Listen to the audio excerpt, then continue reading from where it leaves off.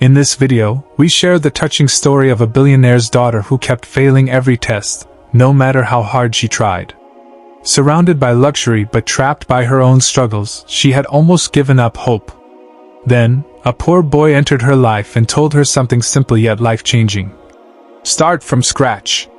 What happened next was nothing short of a miracle. This story will melt your heart, inspire your soul, and remind you that true wisdom can come from the most unexpected places. Please give this video a like and make sure to subscribe to our channel. So, let's get started. The sentence hangs in the immaculate, lavender-scented air like a verdict. Your daughter is unteachable. Richard Wellington doesn't blink. The billionaire who negotiates hostile takeovers before breakfast simply stalls. His jaw works, his hands flatten on the arms of the white leather chair, and he studies the woman across the glass desk as if a better read of her face might produce a different outcome. Dr. Patricia Hawthorne, Beverly Hills' most sought-after educational psychologist, doesn't fidget. She aligns a fountain pen with military precision, squares a thick folder, and speaks in a voice that could slice marble. We administered a full battery. Processing, phonological awareness, working memory, spatial reasoning. Madison scored in the bottom percentile across every domain. She fails to retain sequences. She reverses numerals. Even with scaffolds, she can't sustain attention long enough to complete tasks appropriate for a 6-year-old. That's impossible, Richard says, and hears the thinness of his protest. The word, impossible, has always obeyed him, until now. She just needs the right approach. We haven't. I've evaluated over 3,000 children. Hawthorne interrupts. There are limits to what intervention can do. On the other side of the door, Madison presses one palm to the wood and curls her knees up on the reception sofa. The room smells like eucalyptus and new carpet. A bowl of perfectly polished green apples reflects soft ceiling lights, and a receptionist with flawless eyeliner taps at an invisible keyboard. Madison tries to read the poster by the fish tank. Executive functioning skills for elementary learners. But the letters wriggle, trade places, refuse to stand still. The koi moves more predictably than the words. She isn't supposed to listen. She listens anyway. Unteachable. The syllables stack like bricks around her chest. 20 minutes later, father and daughter move through the clinic's atrium, a cathedral of glass, potted palms, poured concrete, and into daylight that feels too bright. The Bentley idles at the curb. The driver opens the door, but Richard waves him off and slides behind the wheel himself. He needs control of something, even if it's only a steering column wrapped in hand-stitched leather. They pull into traffic.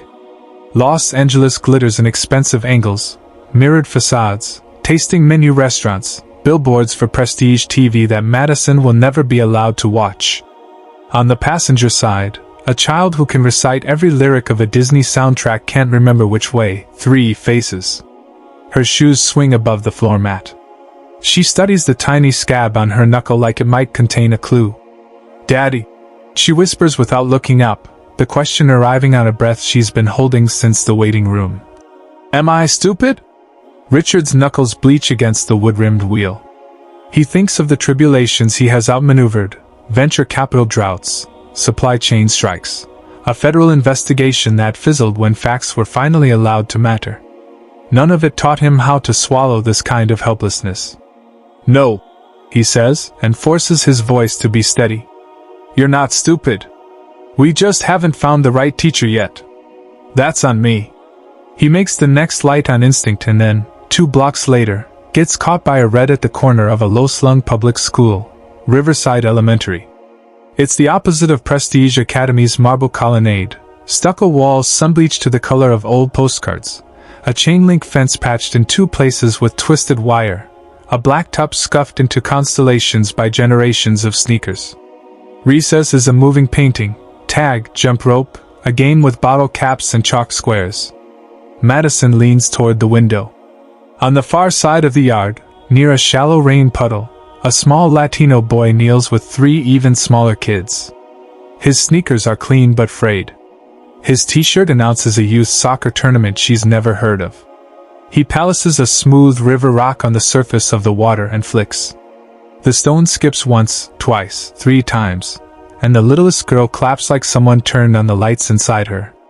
"Look, Daddy," Madison says. "He's teaching them." Something in her voice, hunger wrapped in wonder, pulls Richard's gaze from the crosswalk. The boy resets the demonstration without hurry, guiding a tiny hand to the right grip, repositioning feet, encouraging, trying again. When the rock finally kisses the water and skitters, the boy's grin arrives before the splash, a reflexive celebration of someone else's success. The light turns green.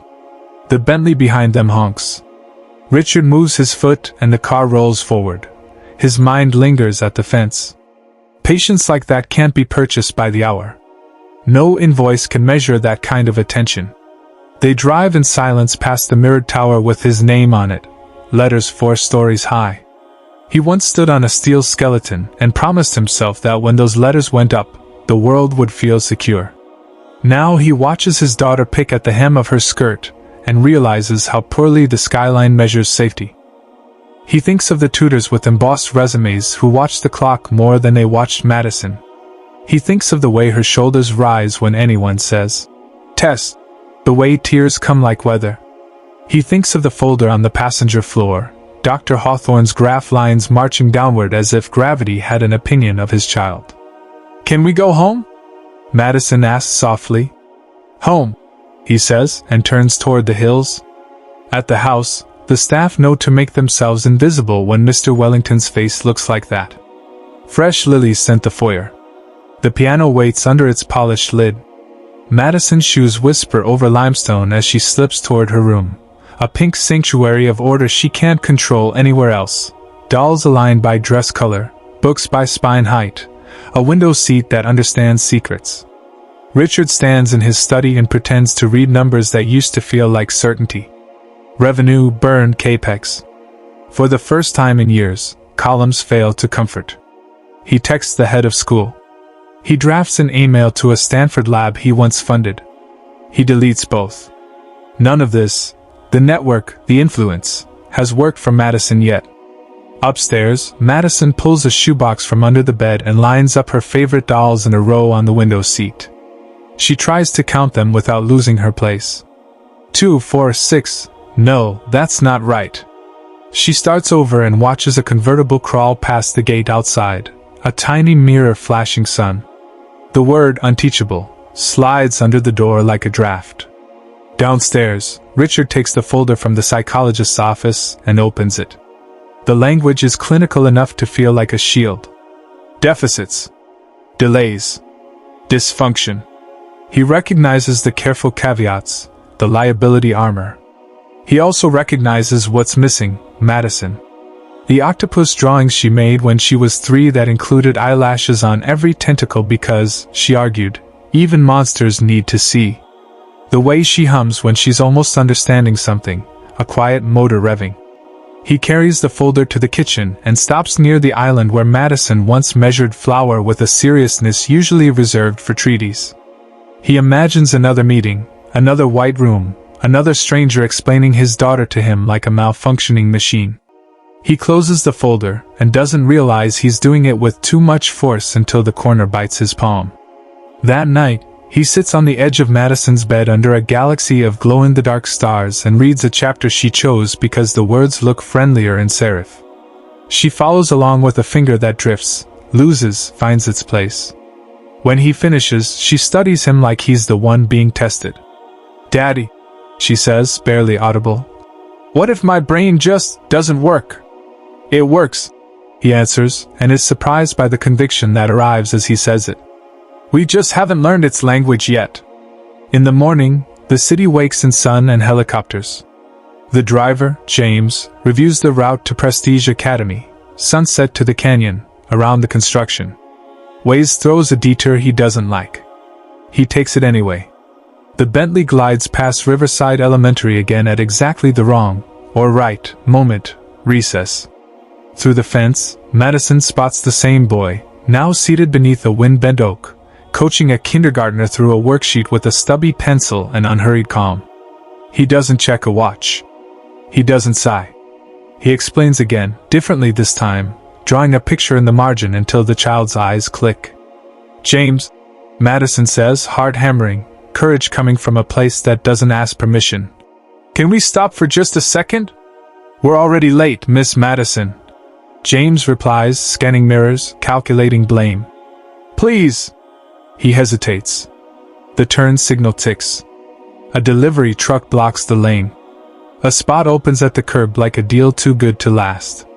James takes it because the city requires compromises, because he's known her since she was a gap-toothed hurricane, because something in her voice sounds like need, not whim. The door opens. The air on the sidewalk is warm with asphalt and laughter.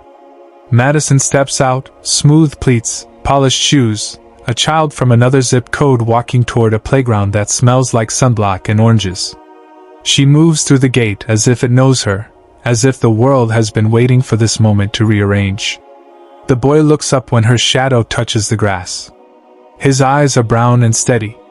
Hi, he says, as if strangers arrive every day with questions, as if he's ready for any version of confusion. I'm Tommy. And somewhere inside Madison, a knot loosens, just enough to let hope breathe. Madison stopped a few feet from the boy beneath the wind-bent oak, trying to steady the flutter in her chest.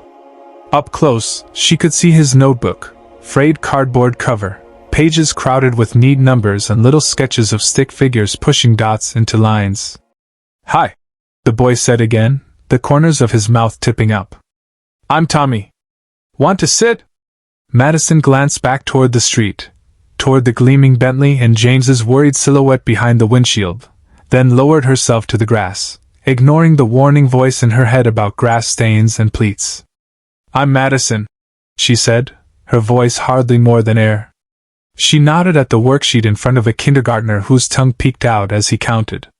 You're teaching him wrong, she blurted, and immediately wished she could swallow the words back. Tommy didn't flinch. Probably, he said cheerfully. I'm 7. I mess up a lot. Show me what you do instead. Madison blinked. At Prestige Academy, adults corrected you, kids competed. No one ever invited you to be unsure together. I don't know, she admitted. Everyone says I'm terrible at math. Nobody's terrible at math, Tommy said like he was stating the weather. He scooped a small pile of smooth playground pebbles into his palm and patted the grass beside him. They just haven't found their way in yet. What do you like? Dolls? Stickers? Dogs? Dolls, Madison said without thinking. I lined them up on my window seat. Perfect. He pointed at a problem on the kindergartner's paper. 7 plus 5 equals? Forget the numbers. Imagine 7 dolls on your window seat. Your friend gives you 5 more for your birthday. Don't say the answer, see it. Madison closed her eyes. Her pink window seat. The neat row of dolls, each with a tiny pair of shoes and a brush. 7 in a line. Then 5 more arriving in their boxes. She could almost hear the paper ripping, sliding into the row. 12 dolls pressed shoulder to shoulder. 20. She started, then frowned, restarted the picture, and felt the click. 12, she said softly, surprised by how certain it felt when she could see it. She opened her eyes to find Tommy grinning like he just watched the sun turn on. Exactly. Math isn't rules on a board. It's stories and pictures and stuff we can touch. Some brains like words. Some like movement. You like shelves. The bell shrilled. Recess shattered into a rush of small bodies and squeaking sneakers. Madison rose reluctantly, almost dizzy with the sensation of something that had been locked finally sliding open. Will you be here tomorrow? She asked, the question tumbling out before she could stop it. Every day, Tommy said, scooping his pebbles into an old lunchbox. Same tree. Back in the car, James cleared his throat and checked the dash clock as if it could scold them. Miss Madison, we're late. I know, she said, but the apology never came. She tucked the new feeling, like a tiny light, into a place where fear couldn't blow it out. For 3 mornings, Madison convinced James to take the scenic route. Past Riverside Elementary, the detour explained with the kind of polite insistence that made refusal feel ungracious. Each time, she slipped through the gate and back to the oak. On Wednesday, Tommy laid out pebbles in 4 tidy groups. Okay, multiplication looks scary on paper. But it's just fair teams. 4 times 3 means 4 teams with 3 players each. Count them without losing your place. Madison crouched and tapped each pebble like she was assigning jerseys. 12. Her mouth shaped the word before she realized she'd decided it. On Thursday, he drew dots in the dust, then circled them into number families, showing how 8 by 7 and 7 by 8 were the same party arranged differently, how 56 belonged to both because it was friends with them both ways. He used bottle caps as guests and the circles as tables, and soon Madison was seating factors faster than she could have repeated flashcards. You're not broken, he said when she hesitated over a harder one and looked ashamed. You just speak a different learning language. At Prestige Academy later that day, Mrs. Patterson watched, baffled, as Madison used an invisible handful of players to solve a multiplication word problem without tears. For months the child had melted under the fluorescent hum of the math period. Now her face was set in that open, searching expression teachers dream of seeing. Where did you learn that, Madison? Mrs. Patterson asked, too quickly. I figured it out, Madison said, protecting the oak and the pebbles and the boy who didn't wear a watch.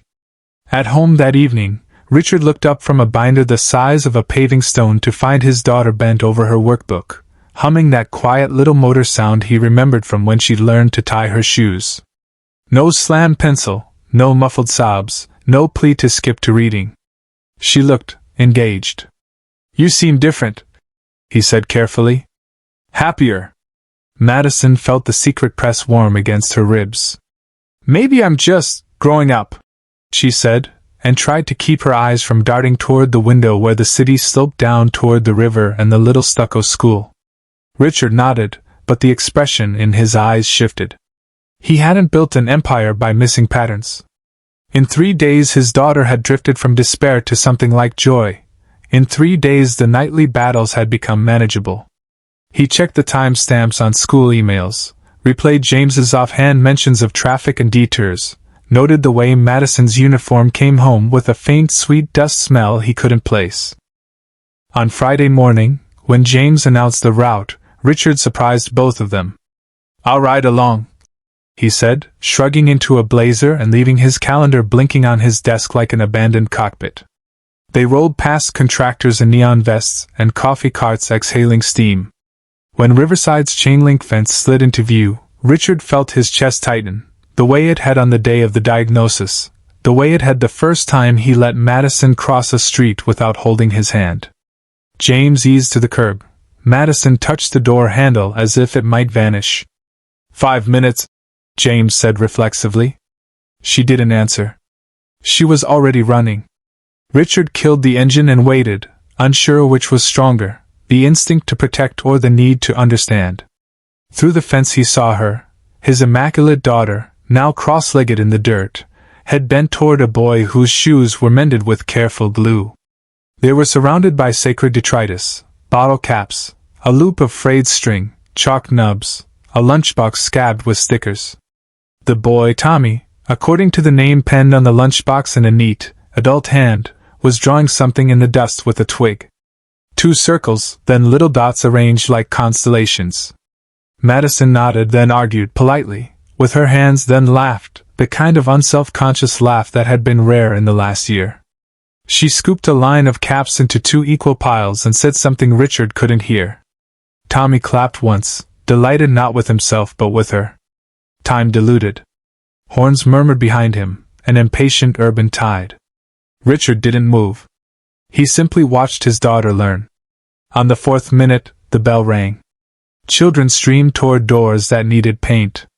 Madison hesitated, a little tug-of-war between joy and rules, then scrambled up, brushed her knees, and ran back through the gate. She slid into the back seat, breathing fast, cheeks pink, the glow of victory still on her face. Ready, Miss Madison?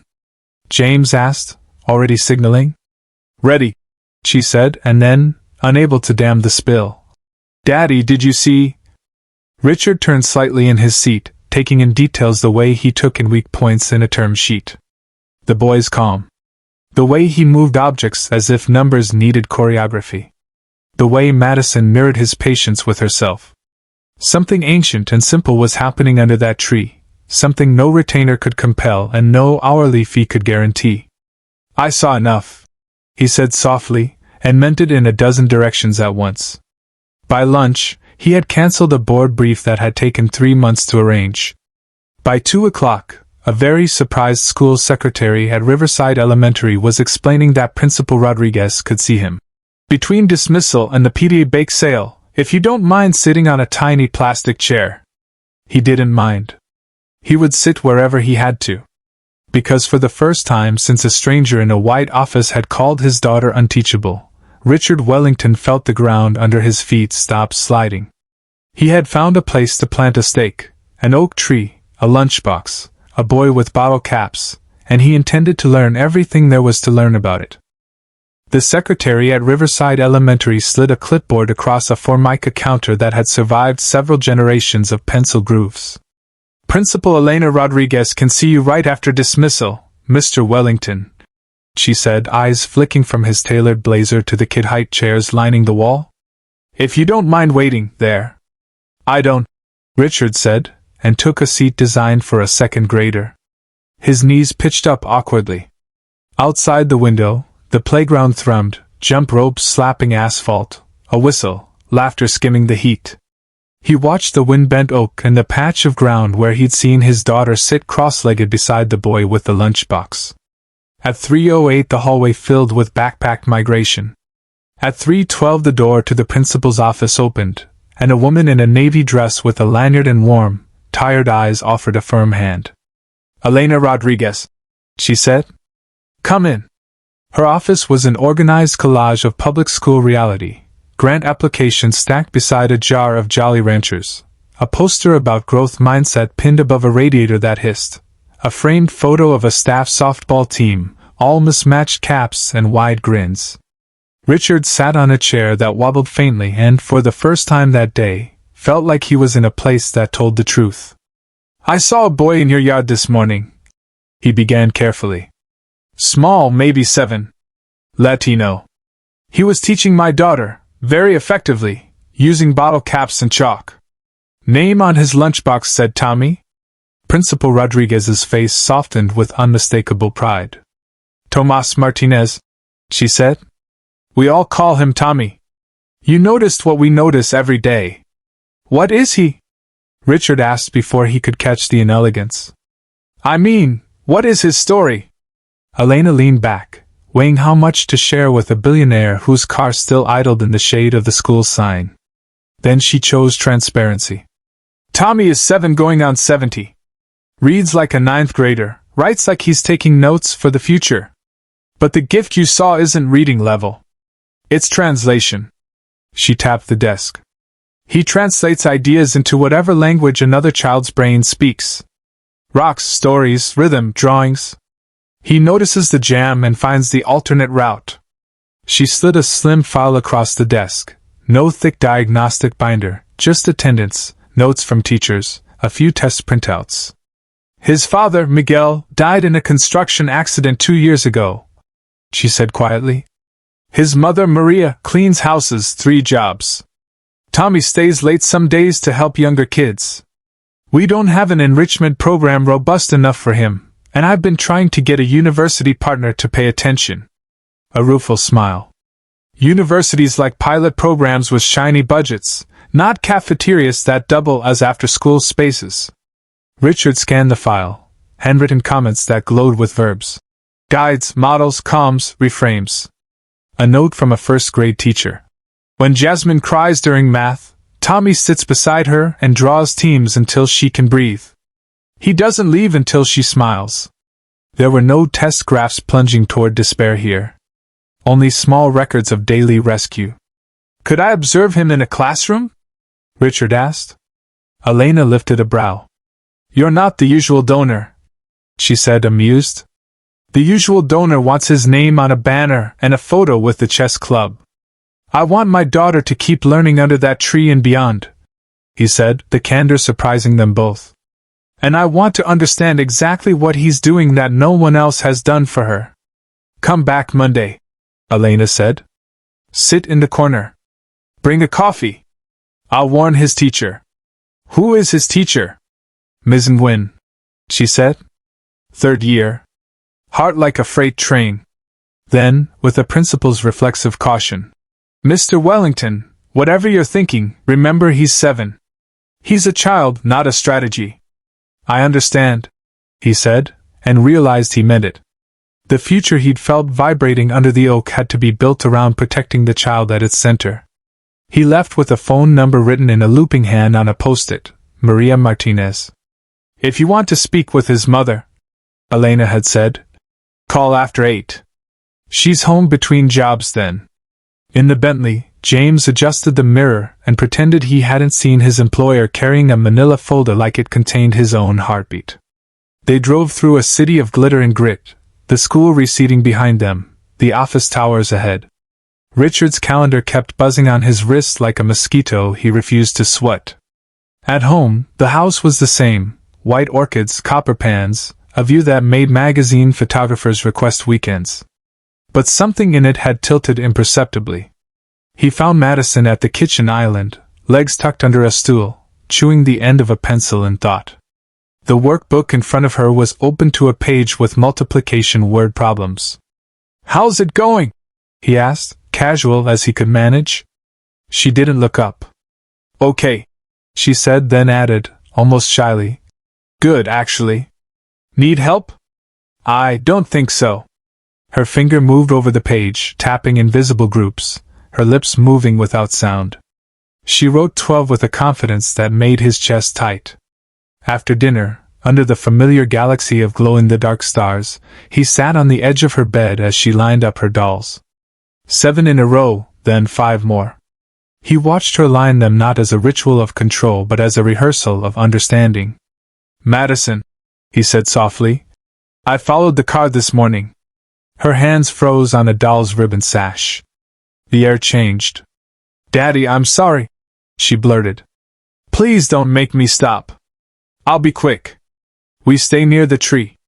James can see me the whole time. I promise. He reached and stilled her fluttering hands. I'm not angry, he said, and let relief bloom across her face before he added, I want to meet him. Properly. You do? The word came out like she'd never considered such kindness from the universe. I spoke with Principal Rodriguez, he said. I know about Tommy. About the way he helps other kids. I'd like to thank him. And his mother. Madison's eyes shone. We could go tomorrow, she whispered, as if plans might shatter if voiced too loudly. If that's okay. It's more than okay, he said, and in his mind the rough draft of a larger idea sketched itself. Resources, space, a pilot, care. But he kept the drafting table in his head for now. First, a kitchen, a mother, a boy. At 8:07 p.m., with the house quieter than usual and a basketball game murmuring from the den, Richard stood in his study and dialed the number on the post-it. It rang 4 times. Hola? A woman answered, cautious, breathless in that between-jobs way. Mrs. Martinez? He said. My name is Richard Wellington. I'm Madison's father. A pause long enough to measure character. See. Yes. I know your daughter, she said. Tommy says she is kind. I'm calling to ask if we might visit tomorrow, Richard said. To thank your son. He's helped Madison, more than I can say over a phone. Another pause, then a small, careful exhale. We don't have much room for visitors, Maria said simply. But if you don't mind small, you can come at 2. I have a break. We don't mind small, he said. We mind honest. After he hung up, he stood for a long minute in the doorway of Madison's room, watching the slow rise and fall of her blanket and the faint constellation glow on the ceiling. When he finally returned to his desk, the binder of merger documents waited like a planet that had drifted out of his orbit. He closed it gently. Saturday afternoon arrived bright and windless. The address led them to a stucco building with sun-faded numbers and a courtyard that smelled of laundry soap. James parked at the curb. Richard took Madison's hand. She squeezed back, harder than he expected. Maria Martinez opened the door before they could knock twice. She was younger than he'd imagined, her hair pulled into a neat bun, hands roughened by work, eyes assessing and generous in the same blink. The apartment behind her was spotless and spare, a mended sofa, a folding table, a shelf with exactly 12 children's books, their spines softened by use. "Please," she said, stepping aside. "Come in."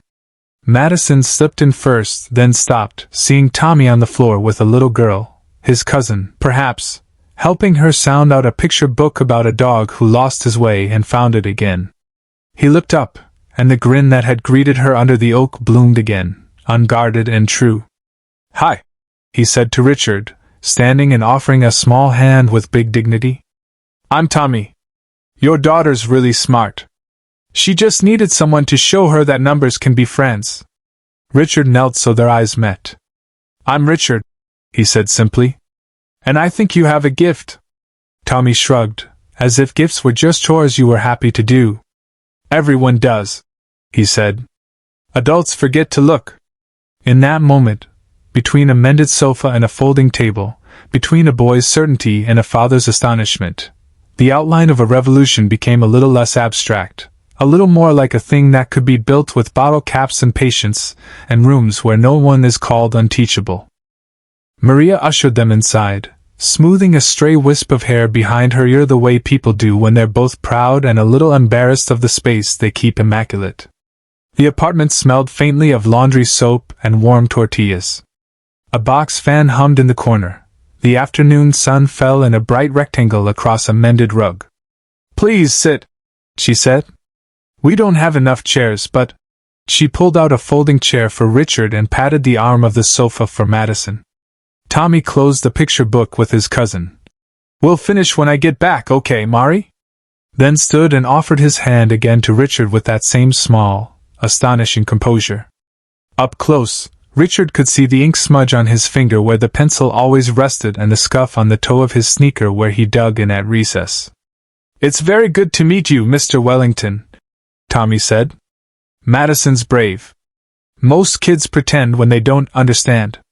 She asks. "Brave is the right word," Richard said, surprised by the lump in his throat. "And you have a way of making hard things feel possible." Maria poured water into mismatched glasses, set out a plate of sugar cookies, then sat opposite her guests, hands laced, forearms showing a map of tiny cleaning cuts. "Tommy says he helps your daughter at recess," she said, not accusing, not apologizing, just stating the truth and waiting to see what kind of man carried it. "He does more than help," Richard answered. "He unlocked a door for her that all my money and experts couldn't find." Maria's jaw softened, but her eyes stayed alert. "Tommy's father used to say there's always another door," she murmured, then cleared her throat. "What is it you want, Mr. Wellington?" The directness steadied him. He glanced around the room, at the stack of utility bills held by a magnet on the fridge, at the carefully folded school sweatshirts, at the wall where 3 certificates were taped in a neat column. Perfect attendance, reading award, helping hands. Then he looked back at the child who had taught his daughter more in 10 minutes than a parade of specialists had in a year. "I want to understand what he's doing," Richard said. "Document it. Protect it. Scale it in a way that doesn't swallow him whole." He turned to Tommy. "What do you want to be when you grow up?" Tommy didn't have to think. "A teacher," he said simply. "I want kids who feel dumb to find out they're actually smart. Adults forget that brains talk different languages." Maria's fingers tightened. "He's 7, she said, gentle but steel-lined. "He needs to be a child. To play. To make mistakes without cameras. People see a gift and forget the boy that carries it." "I'm not here to take anything," Richard replied. "I'm here to build guardrails. If we try something, it would be with your permission, under your conditions, and with more protection than most CEOs get." He exhaled. "And Madison won't be sneaking through fences anymore. She'll learn with him in daylight." Tommy rocked on his heels, considering. Could other kids come? He asked. Like Marcus, he gets in trouble because he needs to move, and Sarah, who can read if the letters dance instead of sit still. That's the point, Richard said. We start with a small group, 10 kids who've been told they can't learn. We watch what happens when they're taught in their own language. Maria studied him. She had met men like him, or at least cleaned their kitchens, decisive, persuasive, accustomed to doors opening. But something in his face, creased with the same worry that had lived under her ribs for years, made her nod toward the couch. Tell me how you would keep him safe. First, nothing happens without you in the room, Richard said. You approve every adult, every schedule. He stays enrolled at Riverside. He plays soccer and loses teeth and spills juice like any other second grader. Any time this stops feeling like a childhood, we stop. Maria's mouth quirked, the hint of a smile. And school people? I've already spoken to Principal Rodriguez, Richard said. She invited me to observe on Monday. If we do this, it will be in partnership with the school. No secrets, no end runs. And the place? Maria asked. We don't have space. I have a space in mind, Richard admitted. An empty warehouse downtown I've been rehabbing for a logistics venture that may not happen. Between Beverly Hills and East LA, on purpose. Neutral ground. He hesitated, aware the next part could sound like a pitch deck. I want it to feel like a discovery playground, not a classroom. Stations for building, drawing, moving, reading. Things to touch. No rows. No bells. Tommy's eyes brightened like someone had turned a dimmer switch to daylight. Can we try it? He asked, already scanning the room for materials. Right now? A little? Maria looked from the boy to the billionaire, and let out the smallest surrendering sigh mothers make when joy is on the line. 10 minutes, she said, lifting a warning finger. Then I have to leave for my next job.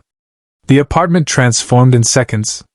Tommy slid the folding table to the center, dumped a bag of bottle caps into a bowl, borrowed Madison's hair ties to make teams, lined up pencils as players, and split the sugar cookies into halves and quarters with a butter knife, announcing, Welcome to Fractions, like a magician inviting volunteers on stage. Madison leaned over the table, captivated. If we have 4 cookies and 8 people, everyone gets. Don't tell me, Tommy said. Show me. He placed the knife in her hand. Your brain likes shelves. Make the shelves. Madison cut carefully, arranged the eighths into neat lines, then distributed them around the table one by one until each imaginary guest had the same tiny wedge. Her face lit. 1/8. Everybody gets 1/8. And if 2 people leave the party? Tommy prompted. Then we have 8 pieces for 6 people, so each person can have. She frowned, then rearranged the pieces into 3 stacks and a leftover pair. Not even. Wait. She slid 2/8 together. 1/4 and a little extra? No, 2/4 make a half. 6 people, oh. Everyone gets 1/4 and then we still have 2/8. So 2 people can have seconds. Tommy drummed a happy rhythm on the table. See? Parties are math. Richard watched in stunned silence, feeling something inside him unclench. It wasn't the correctness, though that was there. It was the way she carried herself, not flinching, not shrinking, thinking out loud without fear of getting it wrong. The front door rattled. A neighbor from 2B peeked in with a laundry basket on her hip. Pardon, she said, then paused, smiling despite herself at the sight of children cutting cookies into lessons. Tomas, you make school in the living room now? Just a little, Tommy said. Want a cookie, Ms. Alvarez? We're learning fractions. Later, she laughed. Your mama will be late if I keep you talking. Reality clicked back into place. Maria grabbed her tote bag and her keys, then turned to Richard. I have to go, she said. I clean a house in Hancock Park tonight. 3 bathrooms, big dog. I need to think about this. Pray. Talk to Principal Rodriguez. Of course, Richard said, standing. Take all the time you need. There's no clock on this. Maria's gaze softened at that. There's always a clock, she said, kind but unsparing. It just doesn't always tick where people with money can hear it. She hugged Tommy, kissed his hair, and whispered something in Spanish that pulled his shoulders back and set his chin. After the door closed, silence held for a beat, punctuated only by the fan and the soft clink of bottle caps settling in their bowl. Tommy looked up at Richard. If we do this, he said, we have to make sure the kids don't feel like experiments. They already feel like broken toys. They'll feel like builders, Richard said at once. Like founders of something new. Madison slid the last 2/8 of cookie onto a napkin and pressed it into Tommy's hand. For your cousin, she said. She earned seconds. Tommy grinned. She really did. On the drive home, the city felt different, as if the map had been annotated, red circles around places that mattered and a dotted line from a wind-bent oak to a warehouse with its windows papered over. Madison leaned her head against the window and watched afternoon blue deepen into evening. Do you think Ms. Rodriguez will say yes? She asked. I think she'll say, show me, Richard replied. And we will. That night, after Madison fell asleep under the plastic constellations, Richard stood in his study staring at the skyline his company had helped shape. He picked up his phone, scrolled past CEOs and senators, and tapped a name he never expected to call again so soon. Dr. Hawthorne, he said when the line clicked alive. It's Richard Wellington. I'd like you to see something for yourself on Monday. No reports. No invoices. Just your eyes. A pause. We're not going to argue about what Madison can't do. I want you to watch what a boy named Tommy can do. He ended the call and pulled a thick manila envelope from his briefcase, the lease on that downtown warehouse. He laid it on the desk like a blueprint for a bridge only he could picture. On a notepad he wrote in block letters, protect the child. Prove the method. Partner with the school. No heroes. Then, smaller, learn their language. Across town, in a spotless kitchen with a flickering fluorescent light, Maria wiped down a counter that didn't belong to her and leaned against the sink, staring at her phone. Doors, she thought, hearing Miguel's voice the way you hear a song from another room. There's always another door. She typed a message to Principal Rodriguez, can we talk tomorrow, and hit send. Then she opened the Photos app, scrolled to a picture of Tommy at 5 with a gap-toothed smile and a paper crown, and pressed her fingertips to the glass. I'll get this right, she whispered into the quiet house. I'll get this right for you. And somewhere in the city between marble and stucco, between a diagnosis and a door, the revolution everyone kept saying aloud without using the word took one careful, unstoppable step forward. Monday unspooled in the soft gray of marine layer. Richard arrived at Riverside Elementary 10 minutes before the bell, a paper cup of coffee cooling in his palm, and signed in on a clipboard that listed volunteer grandparents and a dad scheduled to demo a fire truck. Dr. Patricia Hawthorne came 2 minutes later in a tailored blazer, the practiced neutrality of her face slipping for a heartbeat when she recognized him in a public school hallway that smelled faintly of crayons and disinfectant. You said no reports, she murmured. Just my eyes. Just your eyes, Richard said, and Principal Elena Rodriguez ushered them into Ms. Nguyen's classroom with a smile that said I'm trusting you. The room was a quilt of learning, anchor charts and cheerful markers, a reading corner with beanbags, a shelf of plastic bins labeled blocks, math tools, word work. 22 children settled with the soft chaos of a Monday. At a side table, the boy from the Oak, Tommy, helped a classmate reseat a loose pencil grip, the small kindness automatic. Ms. Nguyen clapped a rhythm, the class echoed it back. Warm up, she called. Number talk. On the rug, Marcus, bigger than most, always shifting, sat cross-legged, knee bouncing. Ms. Nguyen posed an addition problem. Hands shot up. Before she could call a name, Tommy leaned toward Marcus and whispered, Build it. He slid 3 Unifix cubes across the rug, then 4, then 5, then stacked them into a tower. Marcus's knee stopped bouncing. He clicked cubes together, took them apart, reassembled 3 plus 4 plus 5, counted by touch. 12, he said, not to the teacher but to himself, and the relief on his face was its own answer. Dr. Hawthorne's pen stayed in her purse. During small groups, Sarah hunched over a page, lips moving, brow furrowed at the word light. It keeps changing, she whispered, eyes watering. Sometimes it's like the letters run away. Tommy slid a small whiteboard between them. He drew a quick cartoon, a light bulb with dancing letters LIGHT holding hands around it. They're not running, he said gently. They're doing a circle dance. Watch what happens when they stop to bow. He wrote the words slowly, narrating shapes. Curly L, stick with a dot, around N, open G. And Sarah traced it in the air, then on the board, then on the book. The panic in her breath unwound. The word held. At the back table, James, a hummingbird in sneakers, couldn't keep his hands off his neighbor's glue stick. Ms. Nguyen shot him the look teachers reserve for the repeat offenders they refused to give up on. Tommy leaned over, tapped the desk twice, then started drumming a steady pattern with his fingers. Tap with me, he whispered. Each tap is a word. The tapping swayed James like a metronome. He read a sentence to the beat, then another, then smiled, surprised by his own stillness. On the far wall, under a poster that said "Mistakes help us grow," Dr. Hawthorne reached for her pen and stopped halfway. She had come to collect anomalies that preserved a diagnosis. Instead, she watched small, stubborn patterns form, a child translating ideas into bodies, pictures, rhythm. At recess, Richard and Patricia kept a distance under the wind-bent oak and watched the oak's familiar magic with new company.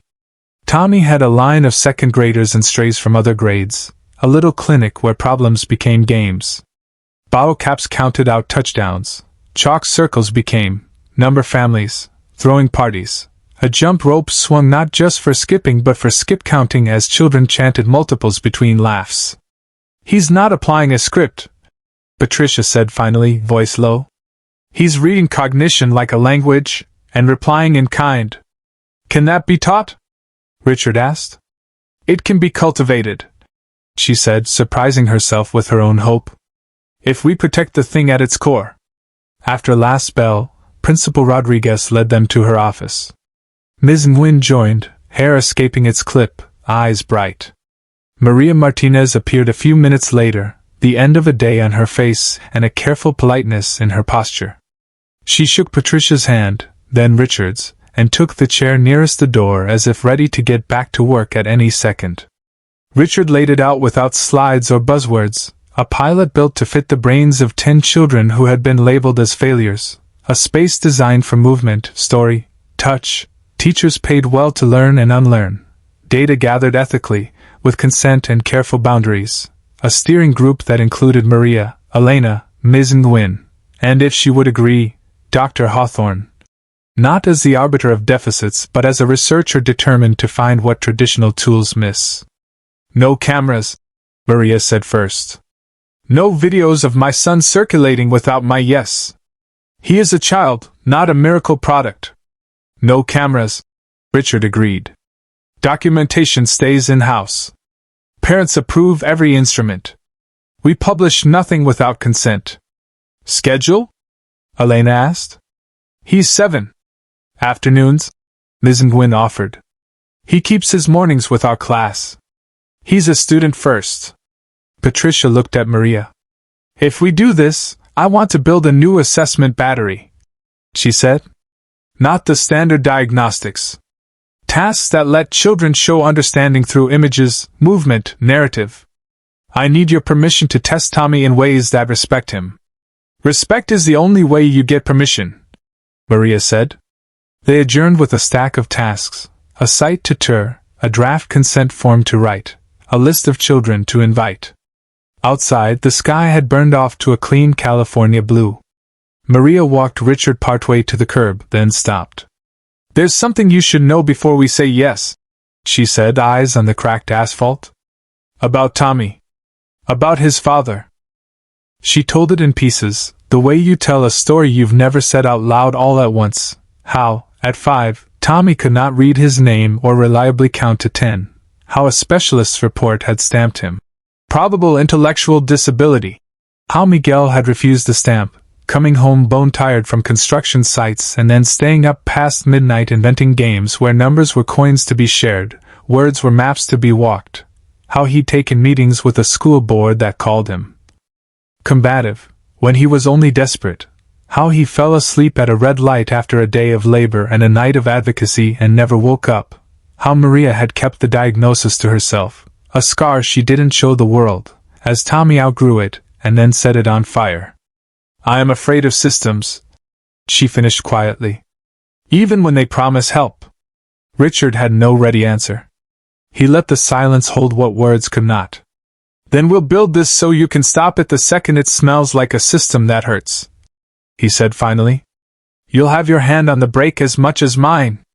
That night, in a kitchen that gleamed with someone else's wealth, Maria wiped down a counter she'd cleaned 100 times and stared at a photo on her phone.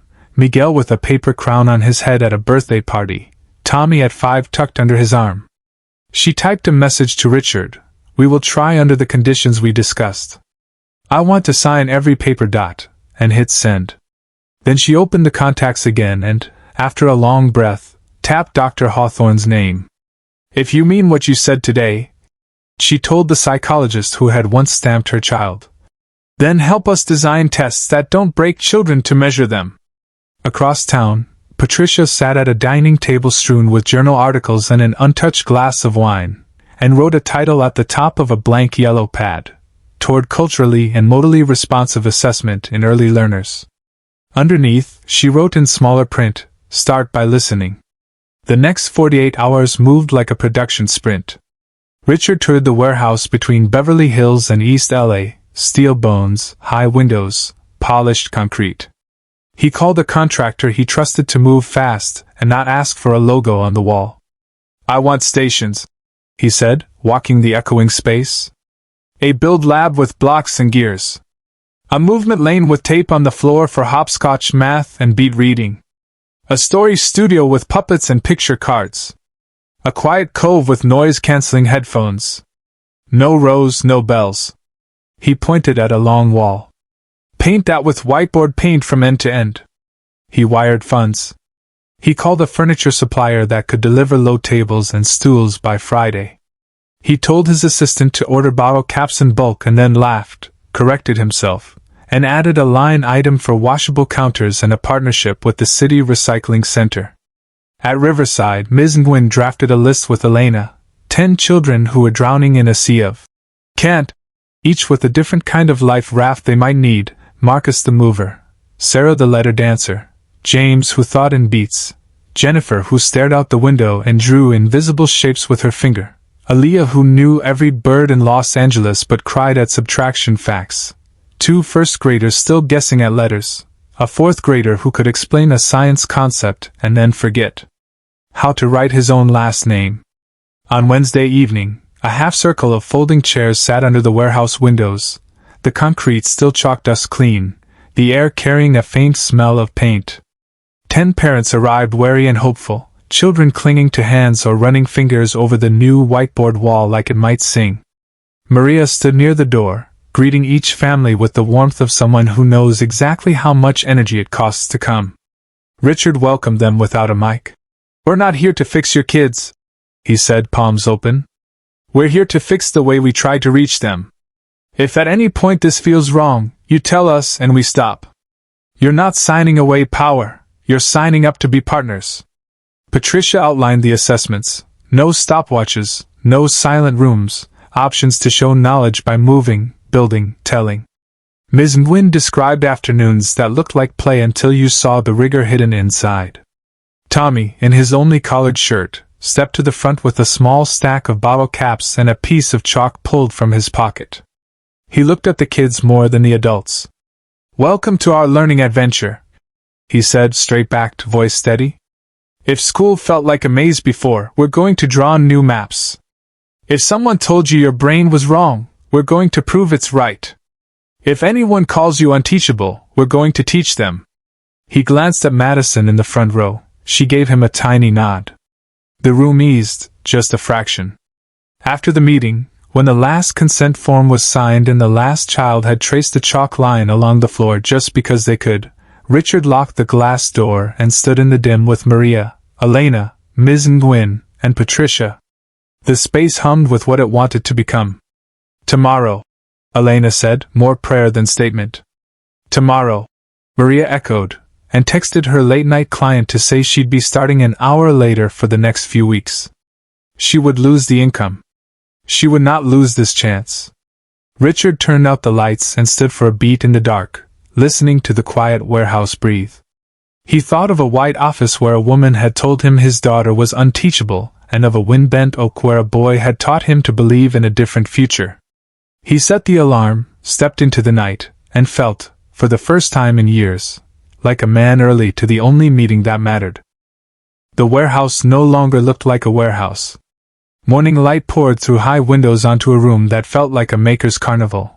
Low tables, rolling carts of blocks and gears, a wall painted floor to ceiling in whiteboard paint, a movement lane, taped like a runway, a nook with beanbags and headphones labeled Quiet Cove. On the glass door, someone had lettered rules in bright chalk: no shaming. No timers. Show what you know, your way. Parents drifted in with the tentative hope of people who have been disappointed publicly. Children hovered close, eyes sweeping the room like deer at a salt lick. Maria checked names at a folding table, greeting each family with a smile that warmed and steadied. Principal Rodriguez moved through the crowd with teacherly radar, catching a dropped consent form here, a rising panic there. Ms. Nguyen laid out tubs, bottle caps, string, chalk, index cards, Unifix cubes. Dr. Hawthorne stood off to the side with a legal pad and no pen uncapped yet, as if she didn't trust herself to write too soon. And then Tommy, small shoulders squared in his best collared shirt, stepped onto the movement lane like a conductor lifting his baton. Madison drifted to his side without needing to be asked, her chin high in a way that would have been impossible a month ago. "Welcome," Tommy said, eyes on the kids more than the adults. "Today we tried to find your brain's favorite language." He pointed like a tour guide. "Build lab, movement lane, story studio, Quiet Cove. We'll rotate. If something feels wrong, you tell us and we change it. That's the rule." Station 1, Build Lab. Marcus arrived with his reputation trailing him like a too-big coat, restless, impulsive, labeled behavior. Tommy pushed a bin of blocks toward him. "Can you build me 12 using 3 stories?" he asked. "One story that's 3 plus 4 plus 5. One story that's 6 plus 6. One story that's 4 by 3. Same number, different buildings." Marcus's leg started its habitual bounce, and then his hands got busy. He stacked, counted, knocked down, rebuilt. "This one's a staircase," he said, tapping 3 plus 4 plus 5. "And this is 2 6-packs. He grinned. "And this one's 3 stories with 4 windows each." He looked up, a shy flare of pride in his eyes. "They all make 12. "Brilliant," Tommy said, and slid a small card to Dr. Hawthorne without looking away from Marcus. It read kinesthetic entry, count by touch, then symbols. Station 2, Story Studio. Sarah arrived with the rabbit-quick breath of a child who expects to fail. Words had ambushed her for years, letters trading places just when she thought she had them. Tommy unrolled a butcher paper scroll across the table and set out markers. "Tell me about light," he said, capping and uncapping a pen to the rhythm of a lullaby. "Draw everything light makes you think of." Sarah's pencil hovered, then landed. A light bulb. A sunrise. The soft glare of a street lamp in fog.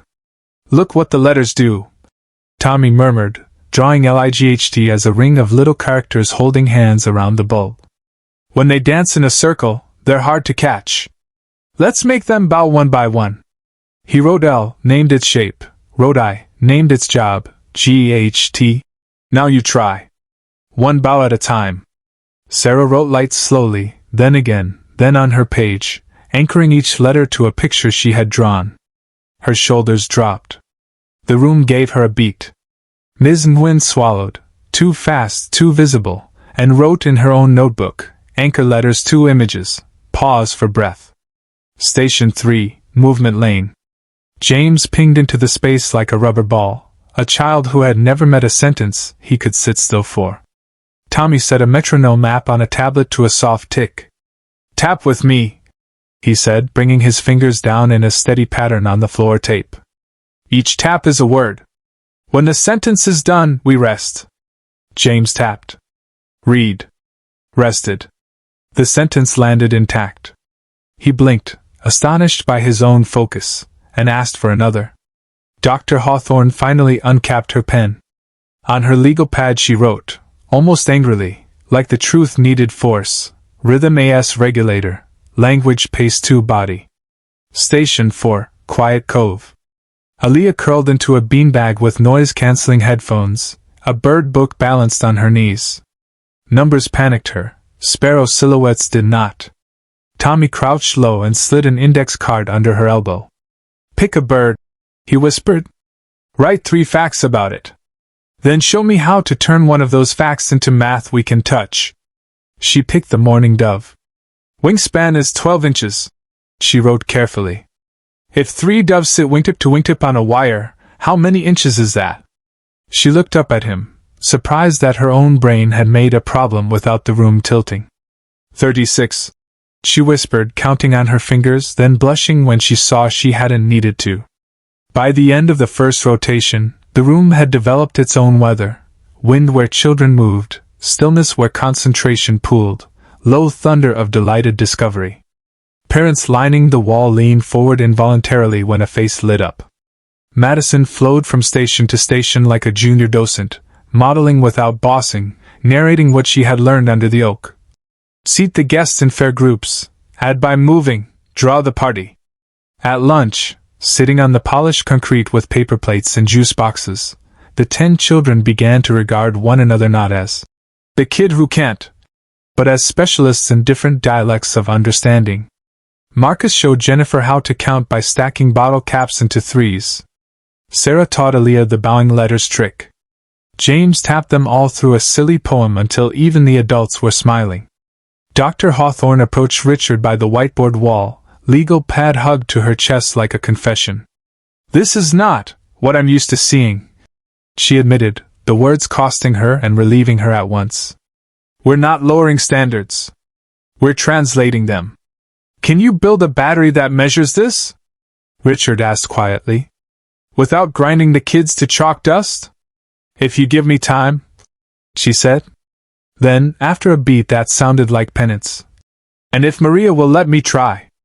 Afternoon brought a fresh set of exercises that would have looked like games to any stranger wandering in.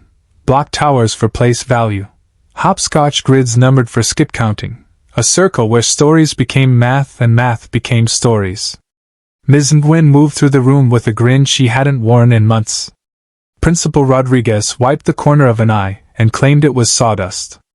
By dismissal, every child had produced something measurable: a page filled, a pattern explained, a problem built and solved, and more importantly, something not easily measured at all: a different spine, a broader breath, a posture of "I can try." The data team, if you could call 2 clipboards and a shared Google Sheet a team, huddled at a table while kids drew on the whiteboard wall just because they could. Marcus solved 18 problems, no desk escapes, Ms. Nguyen noted, still disbelieving. Sarah read 6 pages with 2 resets and no tears, Patricia added. James wrote a paragraph in time with a 60 BPM tap. Maria, who had tracked consent forms and granola bars and the micro-expressions that tell you when a child is about to fold, didn't write anything. She just watched Tommy move from child to child with a patience that belonged to someone twice his age, and allowed her shoulders to ease for the first time in, how long? She couldn't measure it. At 5:30, the last parent signed the checkout line. The room quieted to the faint buzz of the fridge, and the soft sound of chalk dust settling. Tommy stood in the middle of the space he had unconsciously designed and exhaled like a runner when the tape snaps. "That," Richard said, stepping to him, "was extraordinary." Tommy shook his head.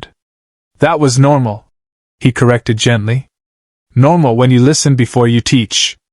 Richard laughed, an honest, surprised sound, as if the boy had pulled a coin from behind his ear. "Normal then," he agreed. "Let's make normal contagious." The high didn't last the commute. Halfway home, Richard's phone lit with a name that carried the weight of 1,000 school board votes. He answered on speaker, eyes flicking to Madison in the back seat, her hair damp with effort, her mouth still tilted up at the corners. "Richard," said a voice he knew from panels and fundraisers, smooth as the leather seats they both preferred. "Frederick Morrison. We need to discuss your facility." "What about it?" Richard kept his tone bland, the way one does with men who like to hear themselves announce consequences.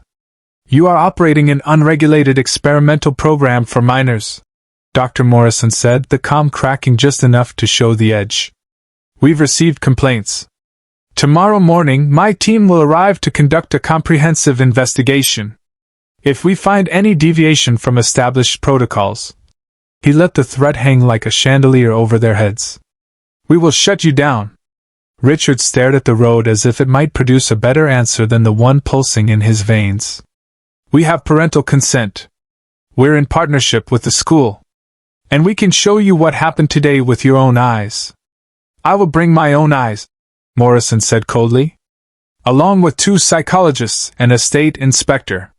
Be prepared to produce every assessment, every plan, every safeguard. If there is even a whiff of psychological harm." He didn't finish. He didn't need to. The line clicked dead. Madison leaned forward, instinct pricking even if she didn't know the politics. "Is something wrong?" Richard glanced at her in the mirror, the child who had counted cookies into eighths and found math in Dove's wingspans. "Some grown-ups are scared," he said honestly.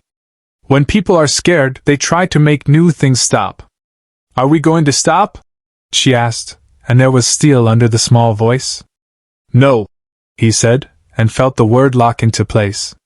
"We're going to show them." That night, in 3 different kitchens, 5 different languages prayed different versions of the same prayer. Maria laid out Tommy's shirt and set her alarm an hour early. Ms. Nguyen sharpened pencils for the first time in ages with something like joy. Patricia drafted a new kind of consent script in plain English. Principal Rodriguez dug out a blazer and an extra file folder and texted her custodian to open the building early. Just in case. Richard sat at his desk, typed a brief memo titled Visit Protocol, "No cameras, open doors," and then wrote by hand at the bottom, "Protect the child." And Tommy, under the wind-stirred curtain in his small room, rehearsed nothing. He didn't plan a speech or a trick. He lay on his back, watched shadows move like fish on the ceiling, and thought, with a 7-year-old's terrifying clarity, if they listen tomorrow, they'll hear it. If they don't, I'll make them. They arrived with clipboards and authority.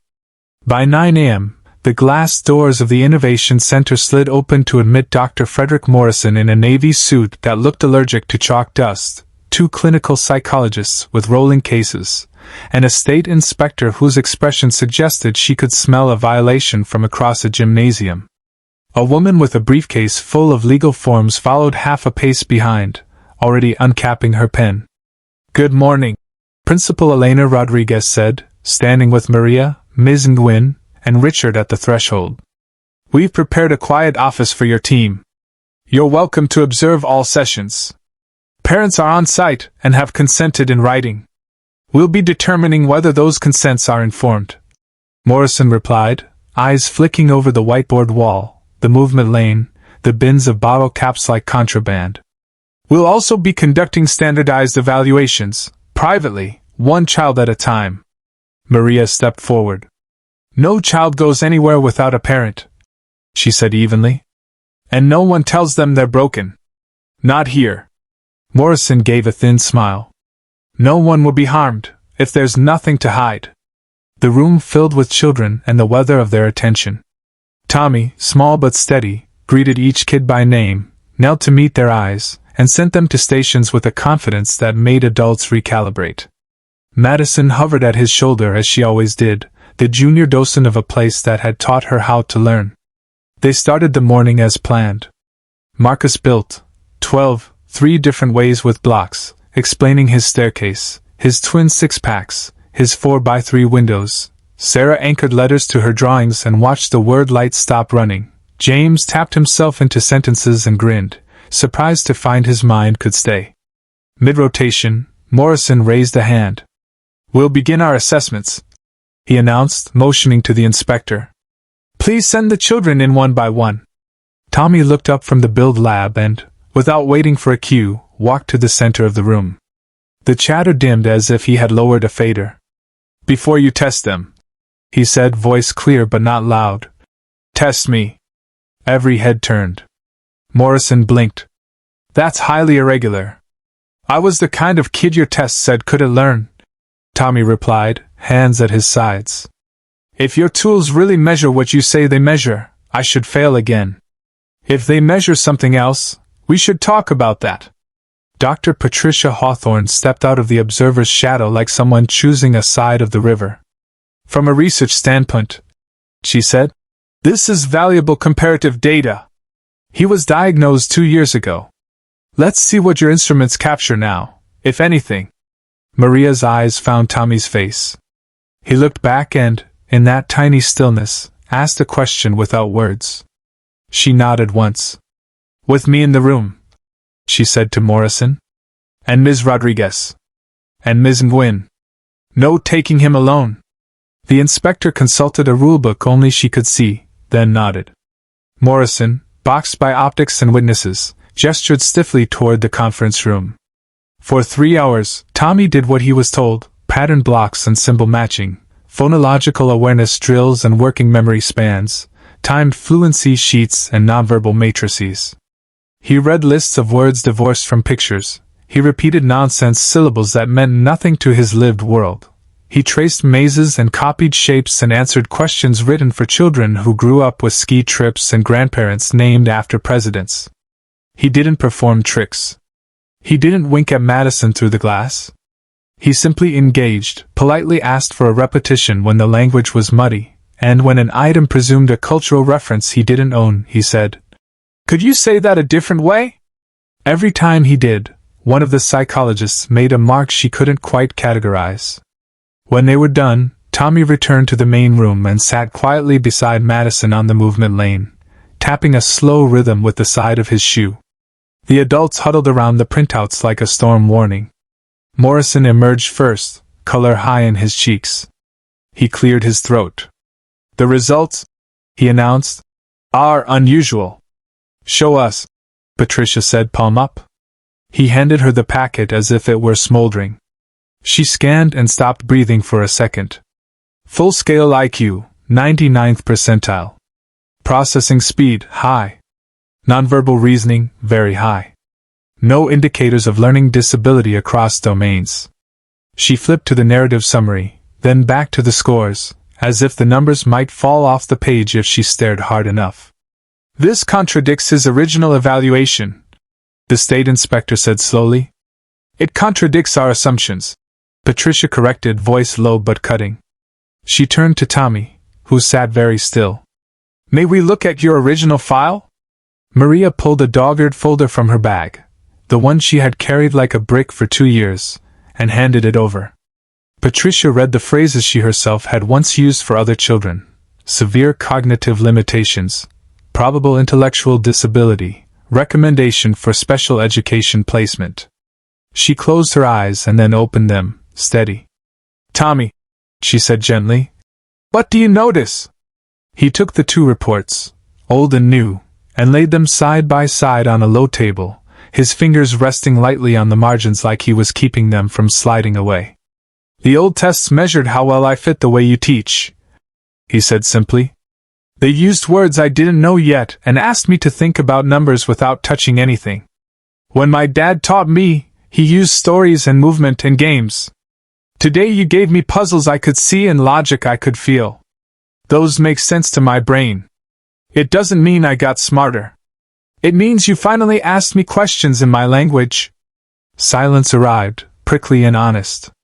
"If that's true," Ms. Nguyen whispered, "how many kids have we stamped wrong?" Morrison rallied to his footing like a politician who smells a headline. "One child's anomalous results do not invalidate established diagnostics," he snapped. "We will need further testing of every participant. In private." "No," Maria said, rising. "You will not take any child into a room and make them feel small. If you want to watch, you watch here, where they are safe. The inspector shifted on her heels. We can observe their instructional sessions and administer non-invasive tasks in situ, she offered, finding a middle. With parents present. Morrison shot her a look that promised a memo later, but nodded.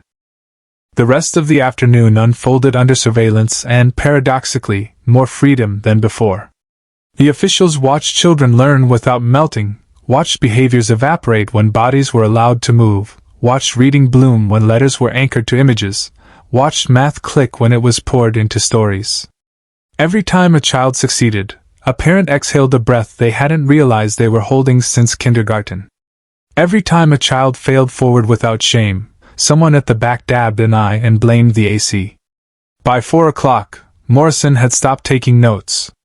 He stood near the door, jaw set, as if proximity to the exit might return him to a world where he was right. Dr. Morrison, Richard said quietly, coming to stand beside him. You asked to see for yourself? I saw theater, Morrison replied. And I saw a billionaire attempting to dismantle a system that safeguards millions of children. Suffocates, Patricia said from behind them, surprising them both. It suffocates far too many. Morrison's phone buzzed. He glanced at the screen, and something like satisfaction crossed his face. This conversation is not over, he said, and left with his entourage trailing. The room emptied the way schools do, slowly, then all at once. Parents hugged longer than usual. Kids left smudges of chalk on the backs of fancy coats. Maria stacked chairs, white tables, and finally allowed herself to sink onto a stool, elbows on knees. Tommy swept bottle caps into a bin with a practiced hand. Richard's phone rang before he could drop into a seat. Maria watched his face change as he listened. He didn't speak. When he hung up, he looked smaller than she'd ever seen him. What is it? She asked, fear already rehearsing worst-case scenarios. Charles Peton, he said, voice flat. Chairman of the largest testing company in the country. He wanted me to know I'm playing with fire. That if we prove what I think we're proving, an entire industry collapses. He suggested people like him won't watch that happen. Maria's mouth tightened. They came for Miguel with words like combative and non-compliant, she said. Men with money have sharper knives, but they stab the same way. Then we stay loud. Richard answered, a resolve settling. We keep doors open. We keep parents present. We invite cameras when we choose, not when they do. He didn't know how soon that choice would be taken. At 7:12 the next morning, as Maria tied her shoes and Tommy counted grapes into a lunch container, the knock rattled the apartment door like a warning. 2 people in gray blazers stood in the hall, flanked by a uniformed officer. The woman held up a paper with a court stamp and an official seal. Ms. Martinez, she said, not unkindly. We're with Child Protective Services. We received an anonymous report alleging educational exploitation and truancy. We're here to place your son in temporary protective custody pending investigation. Maria's world telescoped to a pin. He goes to school, she said, voice already shaking. He goes every morning. He is 7. He is safe. I'm sorry, the woman said, and Maria believed that she was. There's an order. You'll have a hearing within 72 hours. You can have a supervised call tonight. Mom? Tommy said, voice small for the first time since the oak tree. Am I in trouble? Maria crouched and cupped his face, thumbs on his cheeks the way she had when he was a baby with a fever. No, mi amor, she said, fierce and soft at once. Grown-ups are confused. Mr. Wellington and Ms. Rodriguez will fix it. You're going to be brave. You're going to tell the truth. He nodded, jaw trembling but spine straightening. He lifted his chin toward the CPS worker. Can I bring my notebook? He asked. And my pencil? You can't, the woman said. As they walked him down the hall past neighbors' doors that had never felt so close, Maria dialed with shaking hands. Richard answered on the first ring. They took him, she said, and the 2 words were a rupture. Stay where you are, Richard said, already moving, already dialing, already burning through every favor and law firm he never wanted to need. I'm on my way. We're going to fight this in the open. He hung up and, for a second, pressed his forehead to the cool of the car window like a man praying to a god he didn't quite believe in. Then he straightened, started the engine, and called the one person who could turn a private war into a public reckoning. Press conference, he told his communications director. Today. Cameras, parents, kids if their families agree. We're not negotiating in back rooms anymore. Across town, Madison stood in her school uniform, backpack slung, hair still damp, and listened as her father explained what had happened.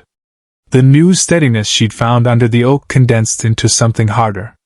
Then we don't hide, she said. We don't, he agreed. The sun climbed over a city that had no idea a 7-year-old was about to become the most important teacher it had ever put on a witness stand. And in a quiet room on the other side of town, Tommy lay on a narrow bed in a tidy foster home, staring at a ceiling he didn't know, tapping a slow rhythm only he could hear, rehearsing not a speech but a promise. No more kids called unteachable if he could help it.